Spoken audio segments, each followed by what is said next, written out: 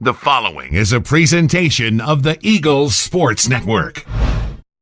This is the Eagles Sports Network. I'm the voice of the Eagles, Adam Cavalier, alongside junior guard Nick Brenegan, as we continue our position previews with the backcourt. Nick, weird that you're the only Brenegan on campus. No, not kind really. of. Kind of. Only Brenegan on the floor. Yeah. We'll go with on the floor proper. Carson-Newman Basketball has to deal with replacing Big Bro.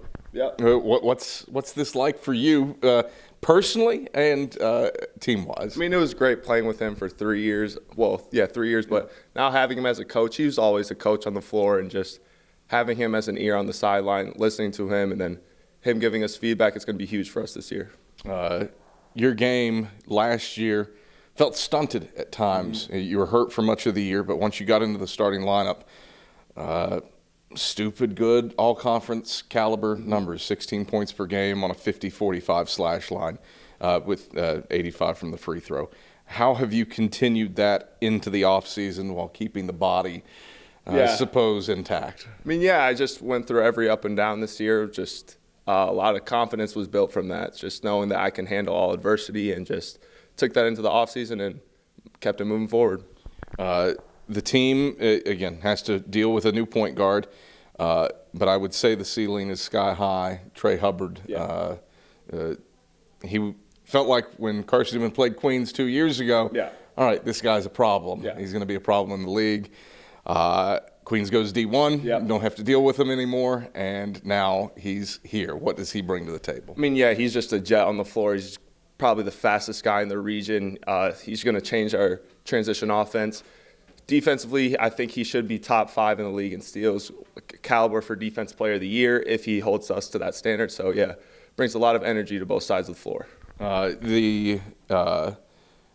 The cupboard is certainly not bare. You lose Luke, obviously, but good Lord. I was thinking about this walking in, how we, what's your class? You've been here a minute. Tyler Bowens has been here a minute. Caleb Bridgewater's been here a minute. Jerry Satterfield's been here a minute. All these guys that were on that team that won the SAC title in the COVID year, in theory, should be seniors. Still have 2 more years left, still have time left. How can a Bridge, a Jarius, all those guys that have been a Wren, all those guys that have been in the program. Obviously, Jarius and Caleb, it is their last go around, but utilize this extra time. I mean, they just can bring. We have so much experience, and that should give us the confidence to go out there and perform. We've played through every type of scenario, winning a championship to going 500 to some of those guys having losing records. So they've been through every scenario in the basketball season. So they know how to handle it and move forward and respond to it. Let's talk about some of the other returners. Ren Dyer, Jack Browder. Good Lord, set at whatever you want to call the 2, the 3 they're playing. 2 high motor guys. What do they bring to the table? Junkyard Jack, the standard Ren. Just 2 huge pieces for us. They're going to be just great rebounders, great glue guys. Do all the winning things. You just love playing with them and having them on the floor. The cupboard certainly has been restocked, it feels like. Bryce Wymanson transfers in from Clayton State, had a chance to play against him last year. And then a guy that, and I mean this with all the love in my heart, does not pass the eye test whatsoever, and Matt Bilbray. Not one bit. But does things, anytime I watch a practice, is doing something that is incredible. This guy needs to be on the floor now. What sticks out to you about those 2? Just both 2 really smart basketball players, always making the right plays, always making the extra play, and just super selfless, never always even keel, never too high or low, just really good for our program, and I'm excited to see what they have for their futures to come. For the few seniors that you have in this program, in Jarius and Bridge, what do those 2 guys mean to this team in their final goes around? I mean, they're just like, they can keep us steady and consistent.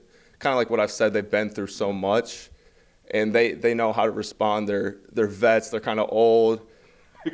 They can keep kind of old. yeah, with Bridge for 6 years, that's incredible. But you're not wrong. Just keeping some maturity in the locker room. We're pretty young. Well, especially with those new guys, we're pretty young, and they can just bring some light and maturity to what college basketball really is. All right. You've got a month leading up toward the openers against King and Lees McRae. What's this team have to do to gel and foment losing two pretty big pieces in Luke and BT to get ready for those first two games? Yeah, really just hone in on the defense side of the basketball. Our zones are our calling card, and once we buy into that and really learn that, I think we have a chance every night with our zone. So once we really can learn the zone, we have a chance. Nick, pleasure as always. Thanks for stopping by. Thanks, Cav.